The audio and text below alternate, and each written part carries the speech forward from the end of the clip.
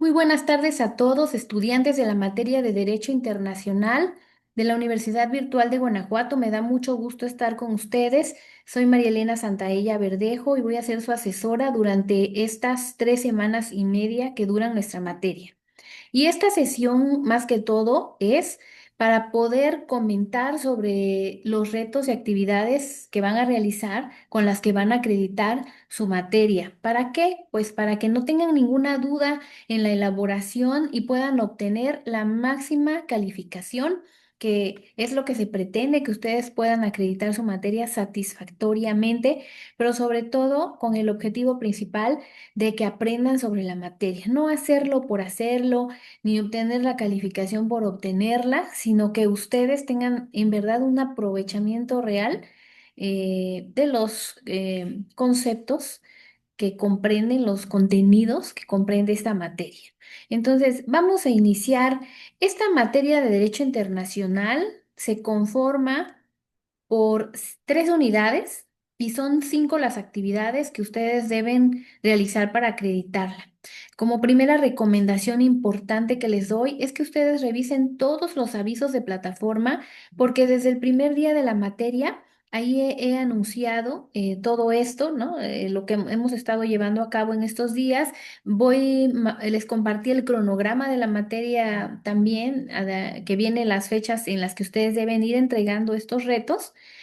Y también les comparto material que les va a servir para poder realizarles. Es material de apoyo para que puedan realizar sus actividades, como un documento importante que les envié en PDF sobre el derecho internacional y que espero les haya sido de mucha utilidad para contestar su primer cuestionario, aparte de los contenidos de plataforma.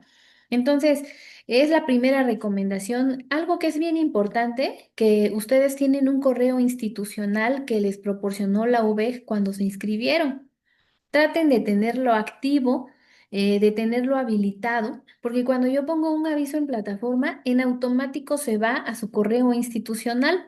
Hay veces que ya voy casi al final de la materia, más de la mitad, ya vamos a terminar, y no se enteran de los avisos de plataforma porque nunca entraron a revisarlos, y como no tienen habilitado el correo, pues nunca se enteraron de nada, ¿no?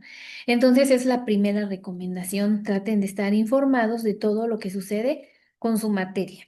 Bueno, entonces vamos a iniciar. En la unidad uno se encuentra el reto uno, que corresponde a un cuestionario.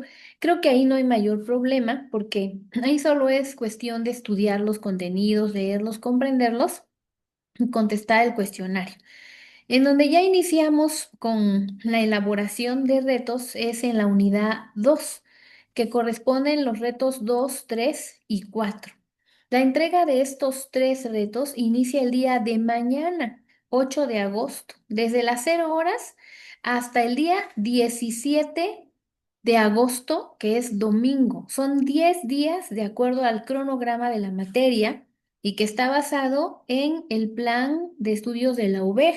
Si ustedes se van a la plataforma en donde dice evaluación, ahí ustedes van a encontrar que la UVEG marca que son 10 días para la entrega de los retos 2, 3 y 4. Por eso es que en el cronograma de la materia que elabora el asesor o asesora de su materia, pues tiene que cumplir con lo que establece la UVEG. Y de acuerdo a ello, el día de mañana, 8 de agosto al 17, son esos 10 días para que ustedes puedan entregar estos 3 retos. Y finalmente viene la unidad 3, que es el reto 5, y desde el 18 hasta la fecha en que termina su materia tienen para entregarla. Nada más que de acuerdo a las políticas de segundos envíos de la UVEG, pues solamente van a tener para los dos intentos hasta el día viernes 22, porque del 24 al día 27 que termina la materia, ya no es posible hacer segundos envíos porque es la recta final. Entonces, bueno, van a tener prácticamente la tercera semana completa para poder tener 2 intentos en el reto 5. Pero si lo entregan después del viernes, ya nada más va a ser un solo envío en su reto. Por eso me gustan esas recomendaciones. Para quien no pueda hacer los dos envíos, desde el primero ustedes pueden obtener la máxima puntuación siempre y cuando cumplan las instrucciones del reto y bueno, ahorita las recomendaciones que yo les voy a dar. Entonces, vamos a empezar primero con el reto número 2, que corresponde a la participación en un foro y posteriormente la entrega de su actividad en un documento de Word. Primero que nada, este foro va a iniciar a partir del día de mañana, desde las 0 horas, 8 de agosto. ¿Y en qué consiste? Bueno, ustedes van a participar en este foro. Se les compartió un documento en plataforma relativo a la Convención de las Naciones Unidas sobre el derecho de los usos de los cursos de agua internacionales para fines distintos de la navegación. Bueno, este es un documento base. Tiene documentación, perdón, información muy general sobre cómo es que se creó esta convención y quiénes participaron, pero en el documento sí vienen todas las personas que participan, ¿no? Los sujetos de derecho internacional. Entonces, ustedes lo que tienen que hacer es identificar quiénes son estos sujetos y qué funciones son las que realizan en torno a esta convención, ¿sí? Esa participación en el foro se realiza en equipos. A partir del día de mañana ya van a aparecer, los equipos son equipos de 5 personas. Lo que tienen que hacer es buscar su nombre en el equipo y en ese equipo primero contestar los dos planteamientos, ¿no? Identificar los sujetos, identificar sus funciones. Esta información que ustedes compartan debe estar bien sustentada en citas y referencias de APA. ¿Por qué? Bueno, fíjense que este es un foro de conocimientos y lo recalco, de conocimientos. Hay una gran clasificación de tipos de foros. Hay un tipo de foro que es meramente informativo, para dar información, solicitar y dar información. Hay un tipo de foro que es para socialización, hacer amigos, conocer personas, incluso se proporcionan sus números de teléfono, platican de cualquier otro tema, socialización, ¿no? Pero este foro, y hay muchos otros más, ¿eh? Pero bueno, este en específico es de conocimientos. Entonces, en el foro de conocimientos, ¿qué es lo que vamos a compartir? ¿Cuál es la finalidad principal? Compartir conocimiento. Y debe ser relativo al tema, que en este caso es la convención señalada. Bueno, si yo voy a compartir conocimiento, este debe estar bien sustentado en citas y referencias APA. Si yo comparto información que creo que es real, que creo que es conocimiento, pero no lo puedo comprobar, puede ser que lo que yo estoy compartiendo sea erróneo. Y lejos de retroalimentar a mis compañeros o compartirles un conocimiento, los voy a poner en duda, a lo mejor va a ser contradictorio con lo que también ellos han estudiado o investigado. Y lo que se trata es de que todos aprendamos. Entonces, tenemos que buscar esa información bien sustentada. Ese documento que se les comparte en plataforma no es todo lo que van a estudiar. Ustedes pueden ampliar esa investigación, de eso se trata, de que el estudiante del derecho consulte otros libros, fuentes fidedignas para poder aprender sobre este tema. Y buscan la información, ¿no? En fuentes confiables y comparten esa información y además señalan la referencia de dónde lo sacaron, la fuente de consulta, ¿no? De dónde sacaron esa información, incluso hasta puede ser de la misma convención, que es un tratado internacional, que ustedes encuentren la información, bueno, comparten la referencia, la cita, ¿sí? Bueno, esa es la primera parte del foro. La segunda parte, una vez que ustedes ya participaron, ahora tienen que retroalimentar a dos compañeros de su equipo, no de otros equipos, de su equipo. En equipo, el trabajo siempre debe ser pues con paciencia porque no todos participan desde el primer día. Hay veces que es el primer día viernes y ya en la tarde ya me están diciendo, mis compañeros no participan, ¿puedo entregarlo sin retroalimentación? No, porque es un trabajo en equipo y son 10 días para participar, no es solo uno. Entonces deben tener un poquito de paciencia cuando sus compañeros no participan, ¿no? Esperar. Bueno, ¿y cuánto debemos esperar, no? Porque bueno, tampoco, si un compañero, imagínense que 4 compañeros no participen los 10 días, ¿qué vamos a hacer? ¿No? Bueno, vamos a esperar de 7 a 8 días del foro. 7 a 8 días. ¿Para qué? Bueno, si en ese lapso de tiempo no participan otros dos compañeros a quienes retroalimentar, entonces sí puedo retroalimentar a compañeros de otros equipos. Pero hasta entonces, porque lo que se debe de buscar es cumplir la finalidad del trabajo colaborativo. Es el objetivo. De hecho, la rúbrica de calificación, así bien establecida, es la que hace la UVEG, no el asesor, no la asesora. La UVEG la establece. Entonces debemos de cumplir con los rubros de calificación y trabajar en equipo. Promueve el trabajo en equipo. Ustedes tienen ahí en su foro el mensajero. Pueden comunicarse con sus compañeros, invitarlos a participar para que ustedes logren ese objetivo. De hecho, los puntos de calificación, los que más puntuación tienen en esta rúbrica, es la retroalimentación a sus compañeros. Y que además, esta retroalimentación también debe estar sustentada en citas y referencias APA. Si ustedes les comparten una información, hacen una aportación a uno de sus compañeros y le ponen, creo que los sujetos son, creo que ellos participaron así, creo, no, eso no, que el decir creo, pero no estoy seguro, no tengo la certeza, es que no investigaron, ¿no? Sino solamente están opinando de acuerdo a su percepción.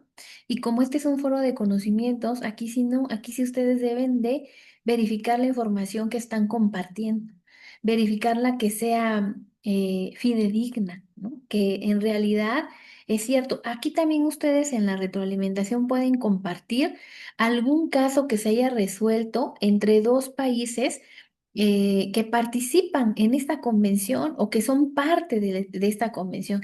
A veces surge algún conflicto, lo resuelve la Corte Internacional de Justicia y ustedes encuentran ese caso, ¿no? Entonces ustedes pueden compartirlo, señalar la fuente, la sentencia que se dictó, cómo se resolvió, ¿no? Por ejemplo, eso es retroalimentar a un compañero, ¿sí? Entonces, bueno, en la retroalimentación, eso es lo que ustedes van a hacer.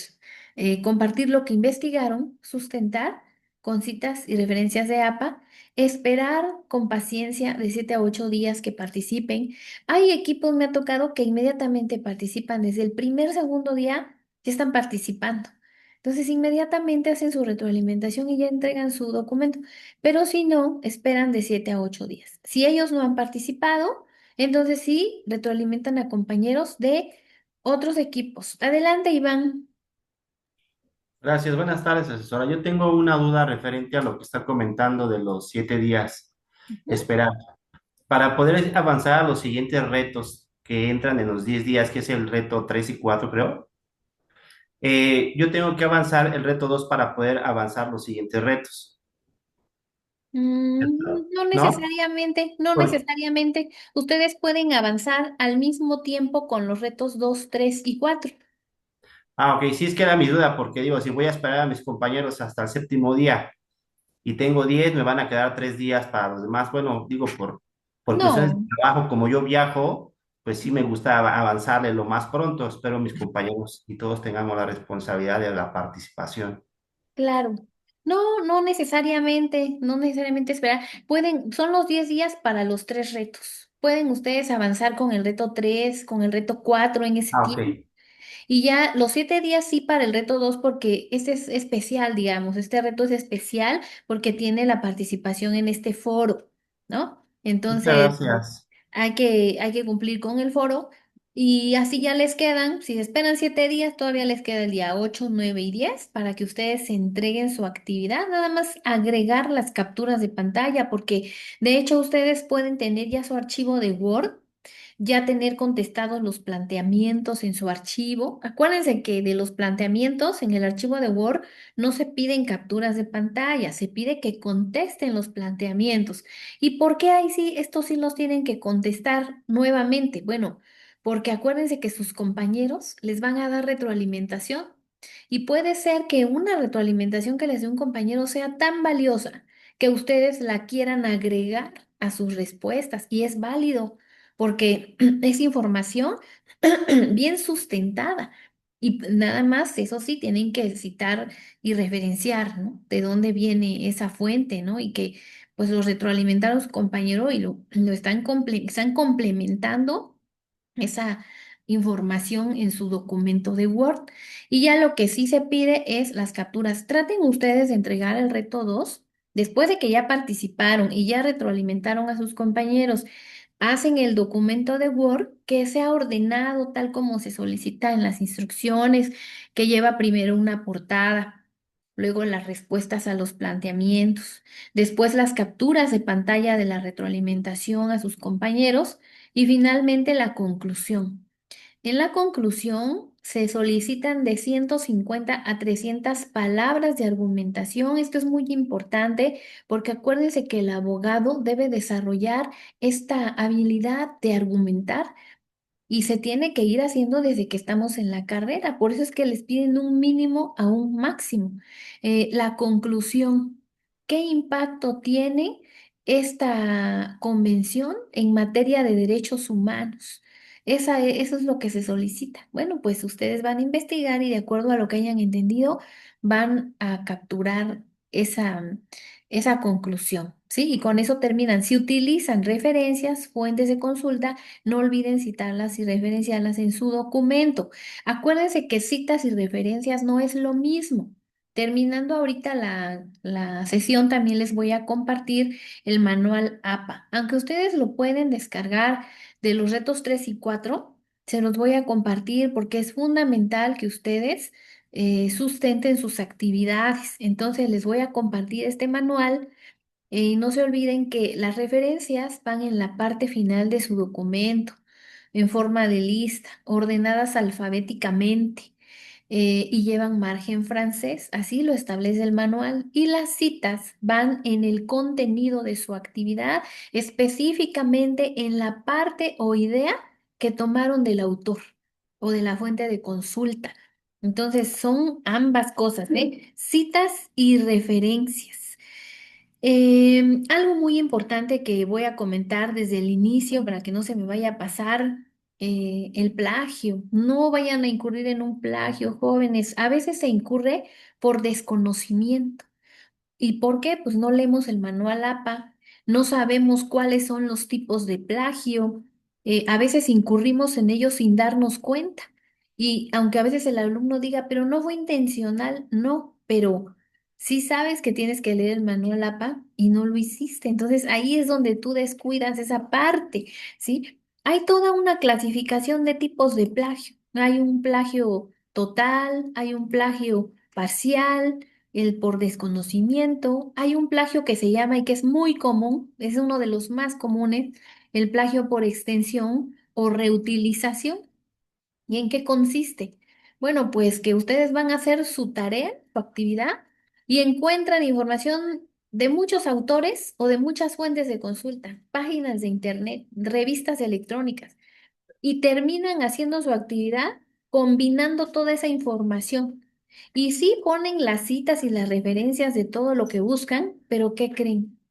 Que cuando se hace la revisión de esa tarea, pues resulta que todo es copiado de páginas de internet y nada viene de su propia autoría o de su propio punto de vista, sino que es la compilación de lo que dicen otros autores en un 90%, ¿no? 90% de copias. Y aunque esté citado y referenciado, incurren en este plagio por extensión porque nada es opinión de ustedes. Entonces, ¿qué es lo que se trata aquí? Que ustedes investiguen. Hay técnicas, pueden utilizar la paráfrasis, que consiste en decir los contenidos con sus propias palabras, no copiar y pegar, porque entonces copiar y pegar lo hace cualquier persona. Ah, pero estudiar, entender, comprender y luego explicarlo con mis propias palabras, ahí sí se puede advertir el aprendizaje del estudiante, porque incluso hasta lo está exponiendo, y hasta me está dando su punto de vista de lo que estudió de tal autor, porque cita la fuente, ¿no? Hace la fuente. Acuérdense que hay citas directas e indirectas, citas directas o textuales porque copian tal cual como lo dice el autor. es válido en citas menores a 40 palabras, ¿no? Cuando copian tal cual. Pero hay citas indirectas en donde solo toman la idea del autor, y ustedes se desplayan exponiendo sus propios argumentos sobre el tema. Esa es otro tipo de citas indirectas, ¿sí? Entonces, eso también viene en el manual. Deben estudiar. Fíjense que el manual APA que comparte la UB viene explicado en unos términos, palabras muy sencillas, muy fáciles de entender. A veces nos complicamos y nada más por el hecho de que citas referencias nos pensamos que es muy difícil o engorroso y no queremos hacerlo o lo hacemos como queremos, ¿no? Pero no, dense la oportunidad, ¿no? Se trata de aprender. Lean el manual, van a ver qué fácil viene explicado lo que son las citas y las referencias y luego vienen muchísimos ejemplos de cómo se deben hacer, porque es diferente una cita y referencia de un libro a una página digital, ¿no? O un video de YouTube, por ejemplo, ¿no? Entonces es diferente, utiliza diferentes formatos, pero todo viene claramente explicado. Entonces les hago mucho esta recomendación para que no vayan a incurrir en un tipo de plagio. ¿Por qué? Porque la UVEC lo sanciona, lo traduce en una deshonestidad académica, el solo copiar y pegar, ¿no? Y lo sanciona, viene en los reglamentos. Entonces, ¿cuál es la sanción? Bueno, cuando ese plagio rebasa el 30% de contenido, ya no hay oportunidad de hacer un segundo envío de la actividad y se tiene que asignar la calificación más baja. Y yo no quiero que eso suceda. Yo quiero que todos ustedes acrediten sus tareas con la puntuación más alta y que siempre tengan la oportunidad de hacer un segundo envío. Bueno. Voy a pasar al siguiente punto. Sobre el reto 2 que acabamos de mencionar, ¿alguna duda o pregunta que tengan?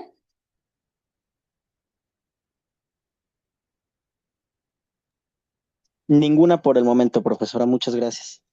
Ok, disculpe para citar el contenido de la universidad.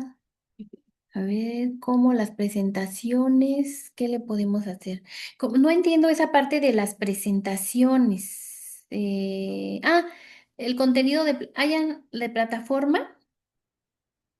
No sé quién me está preguntando. Isabel. ¿Puedes encender tu micro? ¿A qué te refieres? ¿A los contenidos de la plataforma te refieres, Isabel?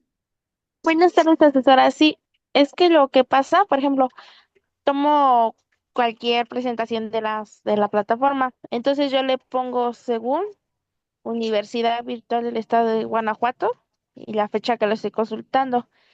Pero en las referencias, cuando le quiero poner autor, pongo según Universidad del Estado de Guanajuato, la fecha que le estoy consultando, el título y cuando me quiero poner la liga, no la puedo poner porque pego la liga directa de barras de direcciones y me sale la universidad. Sí, claro. Es que acuérdate, Isabel, que esos contenidos de plataforma están basados en los autores y viene la bibliografía con la cual se elaboraron. Entonces, lo ideal es que tú busques el contenido de estos autores en las fuentes que ahí se señalan en plataforma. Se puede ingresar a todas ellas, ¿no? Y aparte, ¿qué crees? En el manual de la UB, ahí se establece cómo se hace la cita de los contenidos de plataforma. Incluso también quiero mencionar que acuérdense que en plataforma tenemos una biblioteca, ¿no? Hay varias bibliotecas ahí de libros y también el manual APA nos dice, el que comparte la UVG, nos dice cómo se deben hacer las citas y referencias de esos contenidos. ¿Sí? Entonces yo te aconsejo, Isabel, que en la parte que estés consultando, que es alusiva a ello, busques quién es el autor de esos contenidos, porque viene la bibliografía en la misma plataforma. Pero si es un contenido que solo lo dice la plataforma, pues entonces hay que buscarlo eh, en la bibliografía. Digo, perdón, en el manual APA, cómo se hace la cita y la referencia de acuerdo a lo que ahí nos señala. Sí, Isabel, ¿sí me captaste? Sí, profesora, muchas gracias y disculpe. Sí, no te preocupes, Isabel. Miren, faltan 10 minutos para que se termine esta sesión, porque bueno, las primeras indicaciones son las más largas, pero ya puse un segundo enlace en avisos de plataforma. En cuanto esta sesión se termine, entren a la segunda sesión y ahí continuamos, por favor.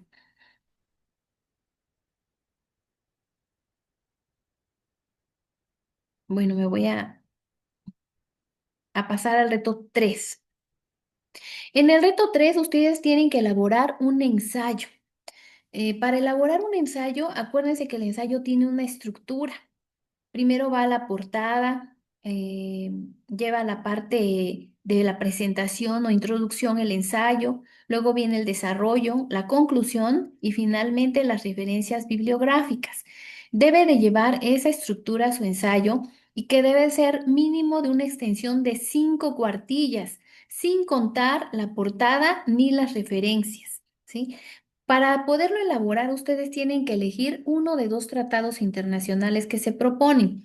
Uno es la Declaración Universal de los Derechos Humanos y el otro la Convención Americana sobre los Derechos Humanos. Eligen cualquiera de los dos. Una vez que lo hayan elegido, tienen que leer atentamente su contenido, ver sobre qué versa, investigar un poquito cómo es que se creó este tratado, esta convención, la Declaración Universal, quiénes participaron. ¿Por qué? Bueno, pues porque nos pide que en la parte de la introducción nosotros hablemos sobre este tratado. Sobre eso versa la introducción, de acuerdo al documento que hayan seleccionado, sus antecedentes, sobre qué habla, de qué se trata, etcétera, ¿no? Ahí ustedes pudieran elaborar una cuartilla de su ensayo en la introducción. Luego viene el desarrollo. El desarrollo es la parte de mayor profundidad, de mayor análisis y extensión en un ensayo. Entonces, aquí ustedes podrían hacer 3 cuartillas de desarrollo. ¿Y sobre qué debe versar? Bueno, ustedes deben explicar los derechos humanos que están contenidos en la Constitución Política de los Estados Unidos Mexicanos, nuestra Constitución, y relacionar ese contenido con el del tratado que ustedes hayan elegido para estudio o análisis. Entonces, voy a poner un ejemplo. Ustedes eligen un derecho humano de nuestra Constitución. Acuérdense que hay muchos, ¿no? Del artículo 1 al 29, así se denomina, de los derechos humanos y sus garantías. Nuestra Constitución es la primera parte, la parte dogmática. Y ustedes eligen el derecho humano de la educación. Ah, la educación es tan importante porque es para todas las personas. En todas partes del mundo es un derecho que debe ser respetado. Es importante, aparte de que a nivel nacional está contenido en el artículo 3, también se establece en el artículo 26 de la Declaración Universal de los Derechos Humanos o en el artículo 26 de la Convención Americana sobre Derechos Humanos, porque hasta a nivel internacional se le ha dado ese reconocimiento y ustedes lo explican, este derecho humano, con sus propias palabras, ¿sí? Ahí ustedes ya están haciendo el análisis de uno de los derechos, así como se solicita en el desarrollo, y van viendo el contenido de la Constitución y el del Tratado Internacional. Pueden elegir los derechos humanos que ustedes quieran. Pueden hacer uno por párrafo, ir señalando en qué artículo está de la Constitución, en qué artículo está del Tratado Internacional, hasta completar 3 cuartillas de desarrollo, ¿sí? Lo que no es válido en el desarrollo es que ustedes copien y peguen los artículos. Eso no, ¿por qué? Porque para eso están de consulta la Constitución y el tratado. No necesitamos hacer una copia o reproducción de la ley. Ya la tenemos. Lo que tenemos que explayarnos ahí en el ensayo es nuestro punto de vista, porque sobre eso trata el desarrollo. El autor tiene que hacer sus propias argumentaciones, explicar con sus propias palabras ese punto de vista que tiene respecto al tema. Eso es lo que se califica y es lo que mayor calificación tiene en la rúbrica, ¿sí? Bueno, sobre eso es el desarrollo. Y finalmente viene la conclusión, donde ustedes pueden elaborar la última cuartilla y así completan las 5. Esta conclusión es sobre los tratados internacionales en general. Deben señalar qué impacto tienen los tratados internacionales en el marco jurídico mexicano. Acuérdense que México ha firmado aproximadamente 206 tratados internacionales. Muchos, es uno de los países que más tratados ratifica. Y somos parte, esos tratados son parte ya de nuestro marco jurídico mexicano también a la par de la Constitución. Así lo establece el artículo primero y el 133 constitucional. Bueno, entonces, ¿qué impacto han tenido todos estos en el marco jurídico? Acuérdense que en el marco jurídico está la Constitución, sí, pero no solamente eso, también están todas las leyes secundarias, los sistemas normativos indígenas, los principios generales del derecho, los criterios de la Suprema Corte de Justicia de la Nación, todos estos forman parte del marco jurídico mexicano. Entonces, ¿qué impacto tendrán esos tratados en todo esto que yo les estoy mencionando? Bueno, esa es materia de análisis para su conclusión final. Porque luego fíjense que a veces se confunden y como eligen un tratado, a veces hacen todo el ensayo sobre el tratado y se olvidan de la Constitución, se olvidan de que al final es los tratados y su impacto en el marco jurídico. No lo dejen de lado porque es un análisis muy completo precisamente para que ustedes aprendan y además desarrollen esa habilidad de la argumentación que cuando ya sean abogados, pues les va a caracterizar, ¿verdad? Bueno, entonces no se olviden de este ensayo en su documento en Word, en su portada que lleve todos los datos de identificación y finalmente citas y referencias APA. En referencias, mínimo debe ser la de la Constitución y el Tratado Internacional. Si ustedes buscan más fuentes de consulta, claro, las pueden agregar y no se olviden de las citas. Acuérdense que en el manual APA dice que si van a citar una ley o norma, pueden utilizar acrónimos para no estar repitiendo todo el tiempo. Constitución Política de los Estados Unidos Mexicanos 10 veces pueden utilizar CPEUM, que es la Constitución. Si utilizan estos acrónimos en su ensayo, no se olviden que deben estar redactados en la referencia, ¿sí? Bueno, son puntos importantes que yo les recuerdo. Vienen en el manual, pero pues se los digo ahorita para que vayan tomándolo en cuenta, ¿sí? Respecto a este reto 3, ¿alguna otra duda que tengan? No, ninguna. Ok, ninguna. Bueno, entonces, a ver, aquí un mensaje. No, no por el momento. Bueno, entonces continuamos con el reto número Disculpe, 4. ¿Sí? profesora, disculpe que la interrumpa. Sí, Adelante. yo tengo una duda. ¿Cuál era la abreviación que había mencionado usted para la Constitución? Ya que yo en mis anteriores trabajos siempre, cuando la menciono, pongo 10 veces Constitución Política de los Estados Unidos Mexicanos. ¿Cuál era la abreviación, disculpe? Son las iniciales de la Constitución CPEUM. Perfecto, muchísimas gracias. Igual de la Declaración Universal, el acrónimo son las iniciales. D de declaración, U de universal, D de derechos y H de humanos, ¿no? Esas son las iniciales. Y si es la convención, es CADH, que son las iniciales de la convención. Entonces, cualquier norma, que citen, ustedes pueden utilizar acrónimos. Ujú.